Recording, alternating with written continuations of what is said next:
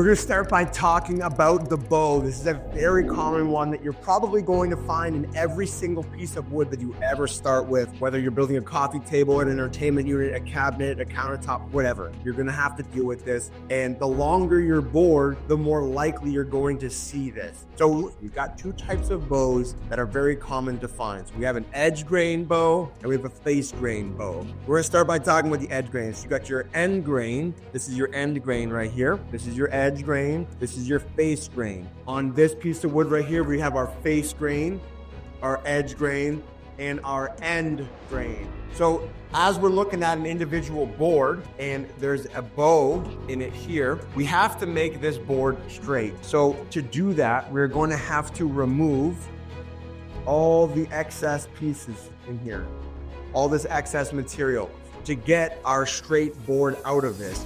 So as you can see, the more of a bow that we have in our board, the less of a straight piece we're gonna get, or the more material we're going to have to remove to get our straight piece of wood. So we're gonna have to cut that straight piece out of the end grain by removing this, the material below our straight piece and the material above our straight piece.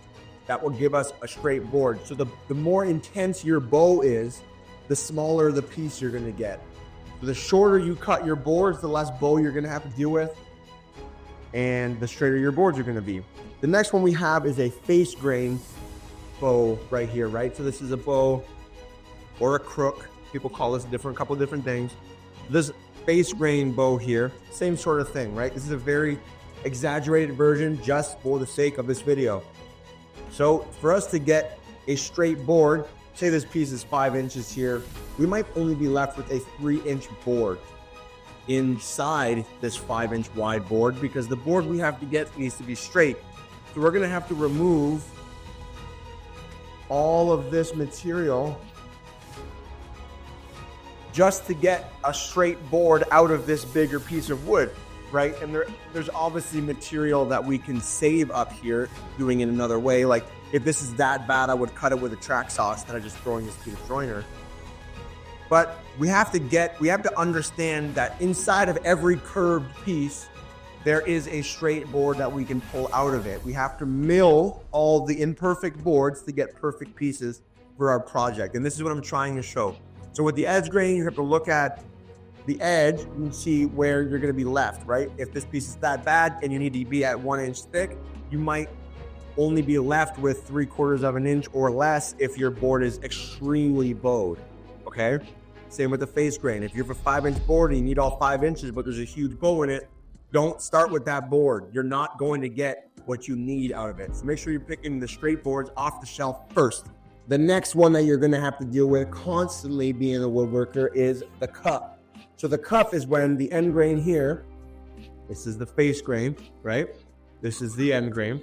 When the end grain is cupped this way. So same sort of thing as the edge grain that we were looking at just here. We have to find where the straight board is going to come out of this cupped piece of wood.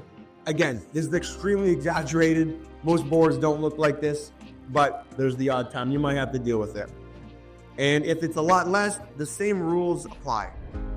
Okay, so you're gonna find your straight piece of wood inside the curved piece of wood. Meaning, for us to, if this was 1 inch thick and we have to get a straight board out of here, we're gonna have to remove this, and this here. This is gonna leave us with a straight board. The problem is if this was a 1 inch piece to start out, we had to remove so much material here, so much material here. We only might be left with a 1/2 inch piece of wood. You might not have the thickness that you need for your final product. So always keep in mind when you're doing this, that you have to get rid of the pieces below and the piece above to get your straight piece out of a cupped board. Some imperfections that we have in the wood that we start milling are awesome. Some projects could benefit from it. Other projects, you might not be able to use it at all. So being in what we do, we work with a lot of reclaimed wood. Something like a wane is very normal. Here's a real life example right here. This is definitely a man-made wane, but it's the same sort of idea. Okay, that piece must have broken off.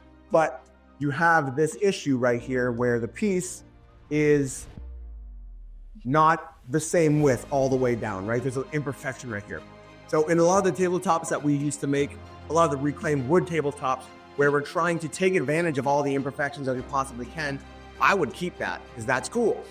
But if your client's project is something more refined, if it's nice and clean cut, you might want to cut that out because it's not the best look. To do that, this would be something that I would wait all the way until the end of the milling process to do, and I would cut this off on the table saw or the chop saw, depending on what you need out of the project, right? So, for example, you could rip this entire piece off with the table saw, removing this entire chunk, or you could cut it across grain here, removing the entire front of this board, okay?